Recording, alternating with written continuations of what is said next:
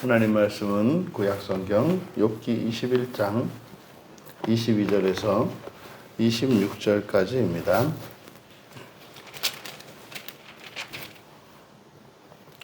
우리 같이 한 목소리로 함께 읽겠습니다. 그러나 하나님께서는 높은 자들을 심판하시나니 누가 능히 하나님께 지식을 가르치겠느냐?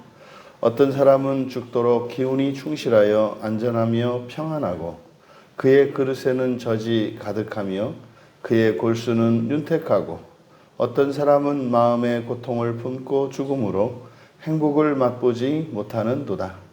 이 둘이 매 한 가지로 흙 속에 눕고 그들 위에 구더기가 덮이는구나. 아멘.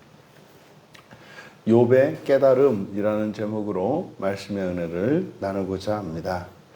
22절은 이제 욥의 깨달음을 담고 있습니다. 그러나 하나님께서는 높은 자들을 심판하시니 누가 능히 하나님께 지식을 가르치겠느냐. 이제 우리말은 이제 우리말 어순을 따라서 이유가 되는 내용을 앞으로 이제 보냈습니다. 그래서 원문에서는 의문문이 앞으로 나옵니다. 그래서 누가 하나님께 지식을 가르칠 것이냐? 그럴 수 없다는 거죠. 그래서 높은 자들을 심판하실 것이다. 이제 미래 시제로 되어 있는데 누가 지식을 가르칠 것이냐? 근데 그는 높은 자들을 심판하실 것이다. 여기서 높은 자라고 하는 이 말은 들어올리다, 높이다라는 롬이라는 말에서 이제 파생한 말입니다. 그래서 높은 자, 이것은 높이 있다는 이런 것보다 스스로 높아진 자, 뭐 이런 의미겠죠. 그래서 교만한 자들 또는 자만한 자들, 뭐 이런 겁니다. 그러면 지금 이 본문에서 이 교만한 자들, 자만한 자들이라고 하는 것은 사람이, 그러니까 하나님의 심판의 대상이지만 사람보다는 높은 존재들. 그러니까 하나님과 사람 사이에서 마치 하나님과 같이 자신이 신의 자리에서 이렇게 예배를 받으려고 하는 자들, 이게 이제 천사들이겠죠. 그래서 하나님이 심판하시는 높은 자들로 번역된 이 교만한 자들, 이들은 천사들을 나타냅니다. 그래서 실제로 이 욥기의 큰 주제는 사실 이제 하나님에 관한 것이거든요. 그리고 욥기의 전체 내용은 창조주 하나님과 사람과 그리고 신적 존재인 천사들에 대한 이야기입니다. 그래서 하나님과 천사들과 사람 사이에서 일어난 일이죠. 그래서 이 욥기는 굉장히 신비의 지식을 담고 있고 영적인 지식을 담고 있는 겁니다. 그러니까 인생에서 이유를 알 수 없는 여러 가지 고난들, 환난들, 그것의 영적인 이유들을 밝혀주고 있는 것이 욥기이거든요. 그러니까 사실상 사람이 이제 우리들이 많이 하는 질문, 왜 에덴 동산의 중앙에 그 나무, 우리가 따먹으면 안 되는 그 나무가 왜 있었는가? 거기에 왜 있었는가? 이것이 결과적으로는 이제 복음의 계시가 다 드러나면 갈보리에 세워진 그 십자가와 그렇게 연결되어 있어서 그것이 은혜롭게 이해되어지고 하나님의 선하신 뜻도 우리가 오해하지 않고 하나님의 선하신 뜻을 우리가 이해할 수는 있습니다만 왜 그런 사건이 굳이 일어나야 되는가 이 말이에요. 사람으로 하여금 순종과 불순종의 기회를 주셔서 그 얘기는 뭡니까? 순종과 불순종의 선택지를 주셨다는 것은 불순종의 가능성이 분명히 있는 거거든요. 그러면 굳이 그 불순종의 가능성을 주셔서 또 우리가 역사적으로는 불순종의 길을 택했단 말이죠. 그러면 불순종의 길을 택함으로써 결국은 하나님 자신의 죽음까지도 초래하게 되었는데 일련의 이런 사태들을 하나님은 전지하시니까 다 하셨을 거란 말이에요. 그러면 너무나 가슴 아픈 일이지 않습니까? 그것이 수혜를 받는 우리 입장으로서는 너무나 감사한 일임에는 틀림이 없습니다만 사실 그런 일이 일어나지 않는 게 더 좋죠.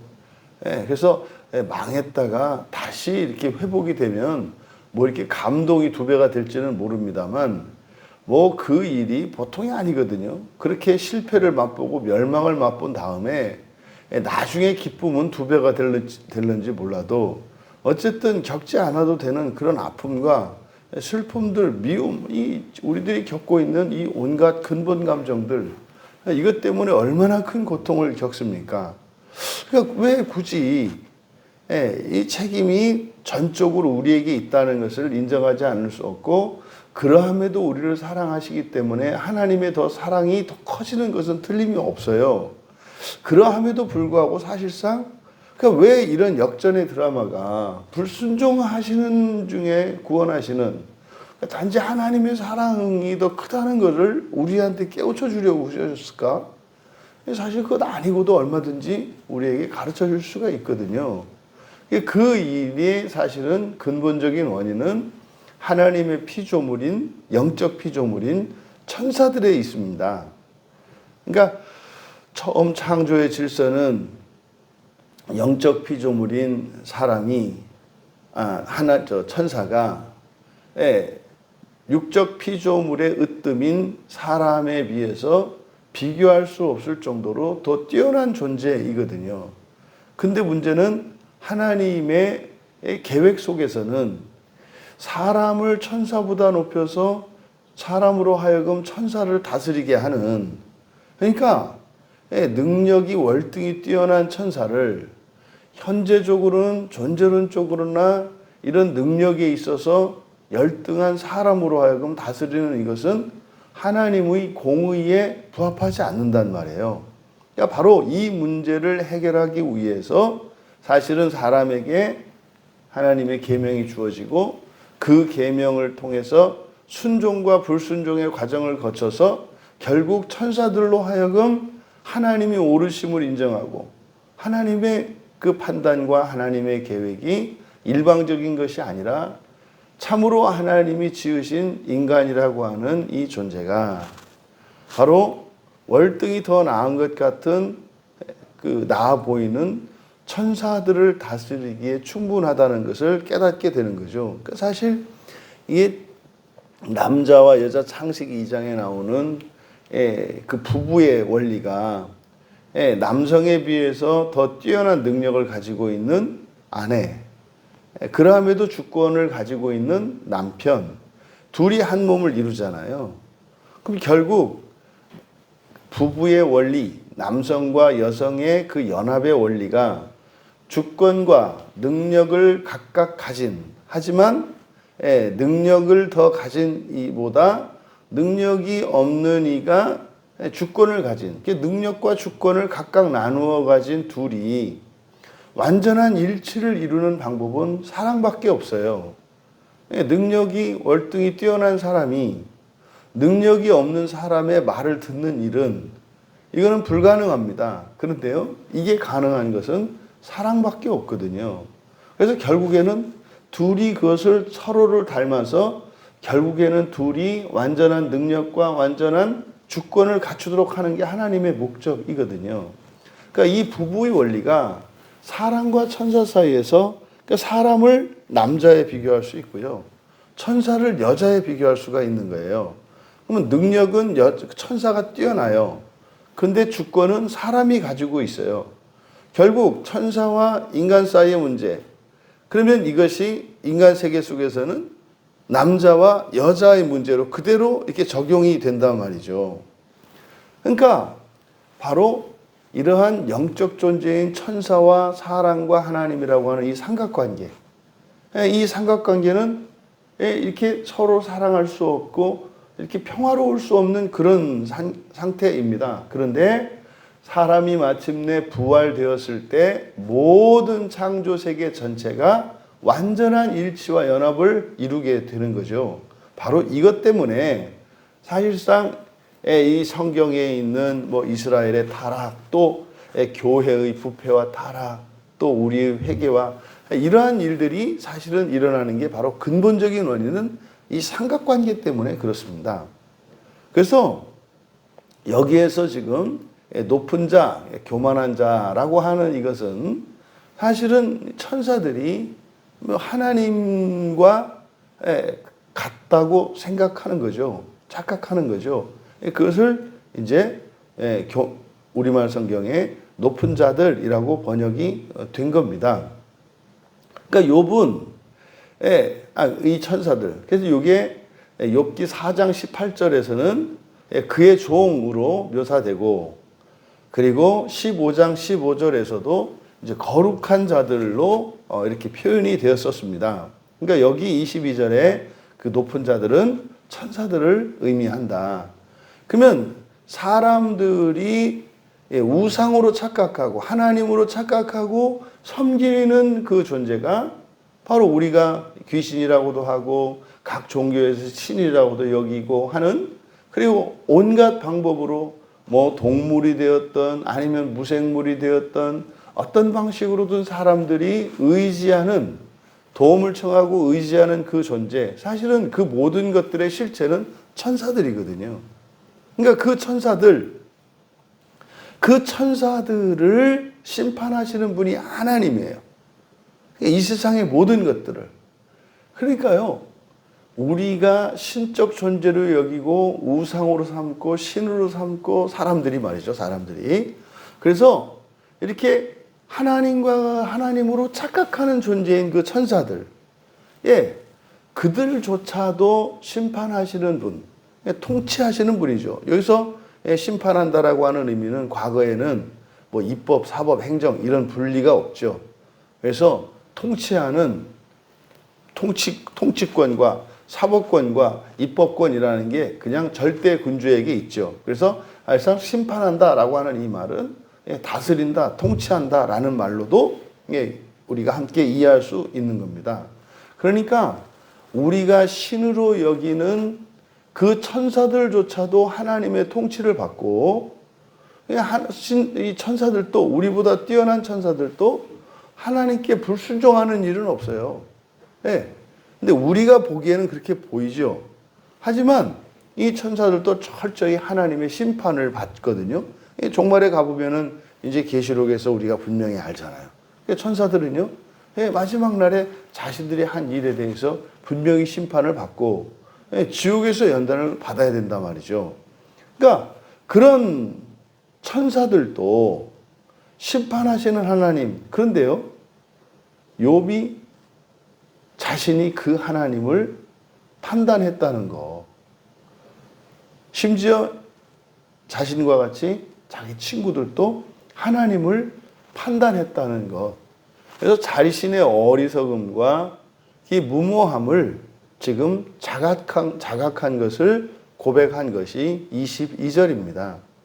여기서 누가 능히 하나님께 지식을 가르치겠는가? 바로 앞에서 욥은 이렇게 되어야 한다, 이렇게 되어야 공의롭다, 이렇게 이야기를 했습니다. 그러니까요, 하나님 이 다음에 죽어서 지옥을 보내실지 어떨지 몰라도 악인들은 살아서 쓴맛을 봐야 합니다. 살아있을 동안에 하나님의 진노 아래 있게 하시고 고난 가운데 있게 하셔서 하나님이 공의롭다고 하는 것을 만민이 알게 하셔야죠. 이게 이제 욥의 주장이었습니다. 그런데 실제로 그것은 욥이 아직 죽음 뒤에 있는 지옥의 의미를 몰랐기 때문이고, 그 악인들조차도 하나님이 사랑하신다는 것을 몰랐기 때문인 거죠. 그러니까 지금 그렇게 말을 하고 나니까 자기가 하나님을 가르치려 하고 있었고 하나님을 판단하고 있었다는 것을 깨달은 거예요. 또 친구들도 마찬가지죠. 친구들도 지금 자신들이 마치 하나님의 입장을 대변하는 것처럼 착각하고 있죠. 그래서 지금 욥을 악인으로 규정하고 욥의 고난이 무엇인지 확실히 알고 있는 것처럼 자신들이 확신하고 있는 그 절대성, 그게 뭡니까? 그것이 하나님을 가르치려고 들은 거거든요. 그러니까 친구들은 그런 거죠. 이렇게 욥과 같이 말이죠. 이렇게 사람 눈에 보이지는 않지만 뭐 이렇게 악한 자들은 이렇게 벌 주셔야 한다고, 잘하셨다고 그러는 거죠, 지금. 그러니까 욥에게 너의 악이 이 불행의 원인이다라고 얘기하는 것은 뭐예요? 하나님을 칭찬하는 거예요. 뭐라고요? 잘했다고요. 우리는 몰랐는데 이놈이 악한 놈이었구만. 하나님 벌을 잘 주셨습니다. 라고 하는 거죠. 그럼 여러분, 하나님이 그렇게 죄 없는 욥을 그렇게 심판하시고 마음대로 주무르는 그런 하나님이십니까? 아니거든요. 결국 이런 일이 왜 일어나요? 사실요, 이 세상에 그 어떤 사람도 뭐 예를 들어서 그냥 우리 그리스도인들만 놓고 칩시다. 그리스도인은요, 어떤 경우에도 하나님을 원망하거나 하나님을 떠나거나 이런 배교의 길을 갈 수 없는 거예요. 어떤 경우에도요. 어떤 경우에도 사람은 하나님을 원망하고 불평할 수 없는 존재예요. 원래. 그런데 우리의 삶을 한번 돌아보십시오. 뭐 저 개인의 일만 되돌아보더라도 뭐 하나님 알기를 뭐 진짜로 뭐 신발장만도 못하게 여기고 말이죠. 그러니까 마치 하나님을 아무 생각도 없고 대책도 없고 그리고 말도 말 한마디 말주변도 없는 뭐 그런 하나님으로 여기고 말이죠. 온갖 악담과 저주를 퍼붓고 원망을 하고 뭐 이런 일들이 일어난단 말이죠.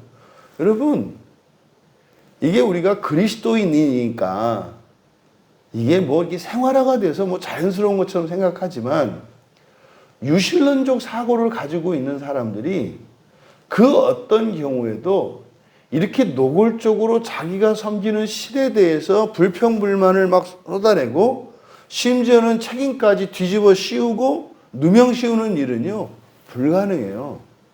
무서워서 그렇게 못합니다. 그 어떤 신을 우리가 이렇게 함부로 대할 수 있겠어요? 불가능해요. 그런 일이. 그런데요, 욥은 지금 그걸 깨달은 거예요. 이야, 지금 나나 친구들이나 지금 우리가 뭐 하고 있는 거지? 사실 팩트는 뭡니까?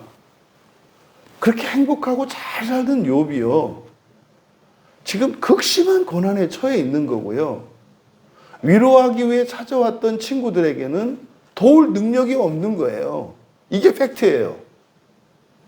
그러면 이들은요, 그냥 한마음 한뜻으로 하나님께 도움을 청하고 하나님이 도와주실 때를 기다리는 수밖에 없어요. 다른 방법이 없어요. 이게 팩트거든요. 사실은 굉장히 간단해요. 도울 수 없어요. 이걸 어떻게 회복시킬 수 없는 불가능한 상황이에요. 근데요, 욥은 너무나 큰 고난 가운데 있어요. 그러면 이들은요, 서로 사랑하는 사이예요. 그러면 이 상황에서 이 상황을 해결해 줄 수 있는 분은 창조주 하나님밖에 없어요. 근데 오히려 본인들 스스로가 이 문제를 해결하려고 하고 있는데 그게 해결하는 게 아니라 상황을 더 악화시키는 거죠. 친구들은 같이 울어주고요, 이걸 해결할 수 없다는 것을 일주일 동안 깨달았잖아요. 할 수가 없어요. 그러면은요, 이때 더 하나님을 신뢰하고 하나님께 나아가야 하는데 여기서 말도 안 되는 판단을 한다고요. 왜 이게 일어났느냐? 원인이 뭐냐? 책임은 누구에게 있느냐? 여러분, 그거 알아서 뭐 하게요? 지금 당장 눈앞에 있는 친구 욥이 죽어가고 있어요. 거기서 어떤 도덕적 판단이 무슨 의미가 있습니까? 일단 살려야죠. 그 아픔에 참여해야죠. 그러면은요, 그 아픔에 함께 참여하는 거, 고통을 분담하고요. 그 친구 욥이 지금 상황으로 봐서는 죽어가고 있지 않습니까? 그를 위로하고 말이죠. 격려하고 말이죠. 지난날 우리가 함께했던 그 시간의 사랑과 우정들, 그 좋았던 일들을 가지고 격려해줘야죠. 그런데 지금은 오히려 자신들의 진심은 욥을 구원하려고 하는 것인데 오히려 욥을 더 죽이고 있는, 그렇게 하면서 친구들이 마음이 좋았을까요? 절대 좋을 수가 없어요. 그러니까 자신이 아픈 것을 견딜 수가 없으니까 그것을 서로에게 책임을 전가함으로써 서로를 더 아프게 하고 괴롭게 하는 일이 일어나고 있는 거예요. 이게 말도 안 되는 얘기죠. 서로 사랑하는 사이인데 서로를 아프게 하고 있어요. 이게 사실 이 배후에는 누가 있다고요? 사탄이 있다고요. 사탄이 있다고요. 이것을 욥이 지금 깨달은 겁니다. 그러면서 세상사를 돌아보면서 인간이라고 하는 존재가 얼마나 나약한 존재인지를 생각하게 된 거예요. 이어지는 23절에 어떤 사람은, 그리고 25절에 어떤 사람은 인간사죠. 23절에 어떤 사람은 죽도록 기운이 충실하여 안전하며 평안하고, 이게 이렇게 죽도록 기운이 충실하다 이렇게 번역이 되어 있습니다만, 여기서 기운이라고 번역한 단어가 에쳄입니다. 에쳄. 요게 뼈예요. 바로 뒤에서 나오는 이제 24절에 나오는 골수, 요것도 똑같은 에쳄, 뼈입니다. 뼈를 이렇게 이제 번역을 한 거예요. 그러니까 23절은 어떤 사람은 죽도록 기운이 충실하다 이런 것이 아니라 그대로 직역하면 뼈가 충실할 때 죽을 것이고, 그리고 안전하고 평안할 것이다. 뭐 이건 죽음이 그렇다는 거겠죠. 그러니까요, 죽을 때 이렇게 막 힘을 잃고 병들고 늙어서 죽는 게 아니라 어떨 때요? 힘이 있을 때, 이게 이제 힘이 있을 때 죽는다라고 하는, 이게 무슨 젊어서 죽는다 이런 이야기가 아니라, 힘이 없어서 마지못해서 죽을 수밖에 없어서 죽는다 이런 의미가 아니라, 여기서 뼈가 충실할 때 죽는다라고 하는 의미는 자기가 죽음을 선택하는 거예요. 마치 욥이 나이는 120이었습니다만 강건하였을 때 인생을, 그러니까 그에게 있어서 죽음은요 사실상 불행이 아니라 더 높은 차원의 선을 위해서 죽은 거죠. 그러니까 이 모세의 죽음은요 낙원에 가기 위한 거예요. 이 세상에서 더 이상 살아갈 힘이 없어서 망해서 죽은 것이 아니라 사실은 자유로 기꺼이 이렇게 죽은 거죠. 바로 그 이야기를 한 겁니다. 뼈가 충실할 때 죽을 것이고, 그래서요 죽을 때 어떻게 했다? 안전하고 평안할 것이다. 그러니까 죽는 것도 자기가 알아서 죽고, 죽는 것도 힘이 있어서 죽어. 죽는 것도 그에게는 안전하고 평안해. 이게 이제 어떤 사람에 대한 얘기예요. 또 그의 그릇에는 젖이 가득하고 우유지요. 그러니까 이제 우유를 마시니까 그의 그릇에는 우유가 가득하고, 무슨 말입니까? 재산이 많다는 얘기예요. 그의 뼈가 촉촉할 것이다. 지금 이제 골수가 윤택하고, 그래서 윤택하다라고 한 말이 샤카인데, 샤카는 물을 준다라는 뜻이거든요. 그러니까 이제 수분이 있는 촉촉한 이런 거죠. 이게 뭡니까? 여성들 뭐 이렇게 얼굴에다 뭐 이렇게 칙칙 뿌리고 이렇게 수분을 주는 뭐 이렇게 모이스처 뭐 이런 게 있던데, 피부에 이렇게 좀 이렇게 수분기가 이렇게 있을 때 촉촉한 거하고 그냥 버석버석할 때하고 얼굴이 확 다르잖아요. 그러니까 여기서 뼈가 촉촉할 것이다. 그러니까 이제 윤기 나는 뼈, 그러니까 건강한 뼈를 말하는 거죠. 그러니까 어떤 사람은 죽음조차도 행복하고 복되고, 또 죽고 난 뒤에도 그의 재산이 넘쳐나고, 죽은 모습도 아름답고 죽음도 영광스러울 거라는 거죠. 그런데요, 반면에 어떤 사람은 마음의 고통을 품고 죽어요. 위에 있는 이는 어떻게 죽었어요? 뼈가 충실할 때 죽어요. 근데 이 사람은요, 아주 그냥 털리고 탈탈 다 털려서, 여기서 마음이라고 번역한 게 네페시거든요. 네페시니까 생명입니다. 생명. 그래서요, 괴로운 생명 안에서 죽을 것이고, 그러니까 이것은 막 정말 병들어서 고통 가운데에서 죽어가는 것을 연상시키는 거예요. 그러니까 어떤 사람은 괴로워하면서 말이죠. 생명 자체도 뭐 이 뼈가 건강하고 뭐 이게 아니라 뭐 이제는 그 남은 생명 자체도 괴로운 상태에서 죽을 것이고 또 뭐예요? 행복을 맛보지 못할 것이다. 그래서 행복이라고 번역한 단어가 토부거든요. 그러니까 그대로 해야죠. 토부는 좋다. 그러니까 좋은 것이에요. 좋은 것을 먹지 못할 것이다. 무슨 말입니까? 평생 고기 한번 먹어본 적 없고요. 따뜻한 밥 먹어본 적 없고요. 제대로 된 밥상, 갖춰진 밥상 한번 받아본 적이 없어요. 그리고 죽을 때도 어떻게 해요? 괴로워서 죽어요. 근데 딱 떠오르는 게 신약성경에서 여기에 딱 떠오르는 게 부잣집 앞에서 죽었던 거지 나사로가 딱 떠오르는 거예요. 그러니까 살면서도 그렇게 어렵게 뭐 하나 제대로 썩지 않은 과일을 먹어본 적이 없고 정말 버리지 않은 밥을 먹어보지 못했어요. 그렇게 살았어요. 그리고 나고 죽을 때도요. 그 병에 걸려서 죽어요. 그러니까 정반대, 가장 비참한 상태의 사람을 떠올린 거죠. 근데요, 이렇게 이 두 종류의 사람은 하늘과 땅 차이지 않습니까?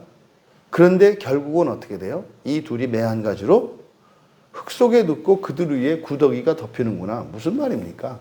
결국에는 구더기 밥 된다 이 말이에요. 아, 인간이라고 하는 존재가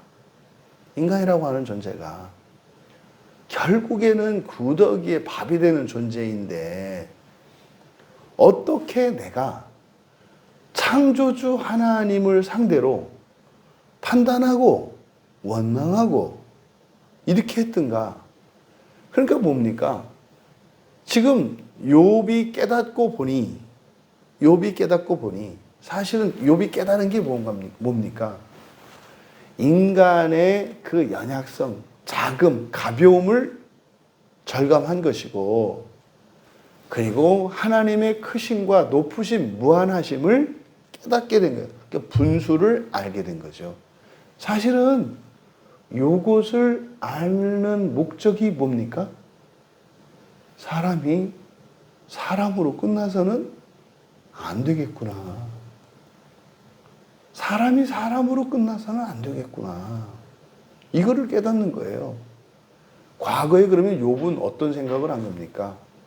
그냥 사람이 사람으로 그냥 훌륭한 사람으로 모든 것을 가진 사람으로 살면 그것이 충분하다는 생각을 가지고 있었던 거죠. 하나님이 사탄에게 욥을 시험하도록 허락하신 목적은 바로 이거죠. 욥으로 하여금 더 큰 소망을 갖게 하려는 거예요. 더 큰 소망을. 자기의 기준 안에 갇혀있던 욥에게 그 자신이 가지고 있던, 욥이 가지고 있던 그 기준이 얼마나 허무한 것인지를 깨닫게 하려고 하는 거죠. 우리가 이 세상을 살면서 무엇인가를 목표로 세우고 추구하며 살아갑니다. 근데요, 그것을 얻고 보면 그게 별것 아니었다는 것을 금세 깨달아요. 근데 그것을 깨닫는 게 아니라 뭐래요? 또 다른 것을 욕망을 하면서 결코 만족하지 못하고 행복을 누리지 못하면서 살아가요. 그래서 결국 그런 사람이 인간의 존재와 그리고 인간이 생각하는 이러저러한 행복의 조건과 능력들, 그것 자체가 그것 자체가 얼마나 헛되고 어리석은 것인지를 깨닫는 방법이 뭐라는 거예요? 모든 것을 다 잃어보는 거예요. 모든 것을. 힘도 잃어버리고 건강도 잃어버리고 재산도 잃어버리고 다 잃어버리고 나면 비로소 그것을 깨닫는 거예요. 그런데요, 이런 일이 있어서는 안 되죠. 이런 일이 있어서는 안 되죠. 그러니까요, 욥의 고난으로 충분해요. 사실은 이것은 훗날 우리에게는 과거이겠습니다만 예수 그리스도께서 사셨던 삶은요, 그리스도께서 선택하신 삶이에요. 왜 예수님이 그런 삶을 선택할까요? 왜 예수님이 하나님이시면서 그렇게 비참하고 그렇게 누명을 뒤집어 쓰고 이렇게 십자가에서 죽으셔야 했을까요? 그것은 물론 구약의 하나님의 모든 율법을 완성시키기 위한, 그래서 이런 우리의 속죄에 관해서는 제사법을 통해서 구약의 율법의 성취를 통해서 우리의 죄를 대속해 주는 것은 맞습니다만은, 사실은 예수님이 사셨던 삶은 우리들이 일반적으로 생각하는 삶과 정반대거든요. 우리는 능력을 못 갖춰서 난리인데, 그래서 우리가 능력을 가지면 그 능력으로 거기에서 단맛을 보고 영광을 누리고 쾌락을 추구하려고 우리는 능력을 구하는데, 모든 능력을 가지셨던 주님은 결단코 그것으로 자신의 육신의 편함을 위해서 사용하지 않아요. 오히려 그것 때문에 자신은 더 괴롭고 힘든 인생을 살아요. 이거를 여러분, 예수님이시니까 그랬다 이렇게 생각하시면 안 돼요. 예수님이 선택하신 인생이에요. 예수님이 선택하신 인생은요, 그냥 일방적으로 우리들을 위해서 희생하시기 위해 한 그것이 아니에요. 왜 부모들이 자식을 위해서 희생하고 헌신할까요? 그게 더 낫기 때문이에요. 그렇게 할 수 있는 동력이, 그 원인이 사랑이기는 합니다만, 자기 혼자 잘 먹고 잘 살고 이렇게 했는데 자식이 완전히 망가지면 결국 자신에게는 자신이 가진 소유를 지킬 수 없는 때가 와요. 그럼 자기 한 대에서 끝나요. 그러면요, 자기 노년도 비참할 거고요. 그래서요, 자식을 잘 키우는 일이 나를 위해서도 가장 좋아요. 그러니까 좀 희생하더라도 그게 훨씬 나아요. 여러분, 주님이 하신 선택은 가장 선한 선택이고 가장 지혜로운 길이에요. 누구는 하고 누구는 하지 않는 그것이 아니라, 주님이 가신 그 길은 최선의 삶을 우리에게 가르쳐 주신 거예요. 욥은 지금 여기서 바로 인간의 실존과 하나님의 영광을 비로소 모든 것을 다 잃어버리고 난 뒤에라야, 그리고 심지어 친구들로부터 이렇게 억울한, 이렇게 악담과 저주를 듣고 난 뒤에라야 그것을 깨닫게 된 거예요. 그래서 지금 흥분한 친구들에 비해서 욥의 마음은 평안해졌다고요. 그러니까 지금 그 깨달음을 이야기하고 있다. 여러분, 여기서 욥은 무한하신 하나님이 사람의 판단의 대상이 되고 있음을 자각한 거예요. 자기 자신이 그랬고 친구들이 그랬던 거죠. 그러니까 하나님과 사람 사이에는 무한한 질적 차이가 있음에도 불구하고 친구들뿐만 아니라 자기 자신도 자신의 기준과 이성으로 또 자신의 입장에서 하나님을 판단했다는 것을 자각한 거죠. 이렇게 하는 이유가 뭐예요? 하나님의 사랑과 하나님의 인격성 때문이에요. 하나님이 사랑이 없으시고 하나님이 인격적인 존재가 아니라 무한히 자신을 높이는 존재라면 결단코 사람을 사랑하지 않습니다. 결단코 인격적으로 대하지 않습니다. 힘과 권능으로 사랑과 하나님 사이의 무한한 질적 차이를 남겨두시죠. 여러분, 지성소 안에 계신 하나님은 두려움의 대상이에요. 근데요, 세상으로 오신 예수님은 십자가에 못 박아버리고 누명 씌우고 침 뱉는 존재가 돼요. 하나님 자신을 위해서는요, 지성소 안에 계시는 것이 그나마 나아요. 최소한 제사밥이나 먹거든요. 근데요, 문 열고 나오는 순간 어떻게 돼요? 조롱당하고 모욕당하고 십자가에 못 박아서 희생양으로 죽여버려요. 여러분이 하나님이라면 그것을 뻔히 아는데도 문 열고 나오실까요? 바로 그 하나님의 사랑과 인격성이 사람이 하나님의 영광을 훼손하고 오히려 하나님께 온갖 저주와 악심을 품고 배반하는 일들의 원인이라는 거죠. 사랑의 죄예요.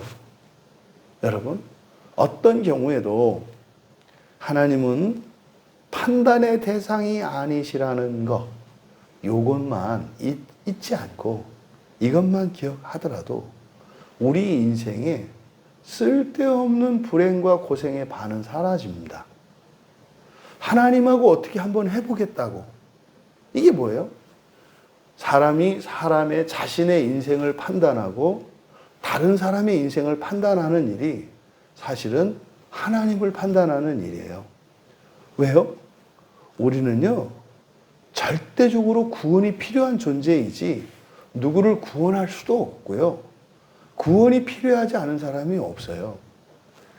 하나님은 오직 사람은 구원이 필요한 존재이고 사람을 구원하실 수 있는 분은 오직 하나님 한 분이시라는 것을 기억하시고 우리가 인생을 살면서 이러저러한 어려움을 겪을 때에 그 상황에 대해서 판단하고 그 책임을 묻고 그리고 그것을 불평하고 원망할 것이 아니라 현재의 이 아픔과 괴로움에서 하나님께서 구원하여 주시기를 간구하고 오히려 그것으로 인해서 하나님을 더 사랑할 수 있는 우리 모두가 되시기를.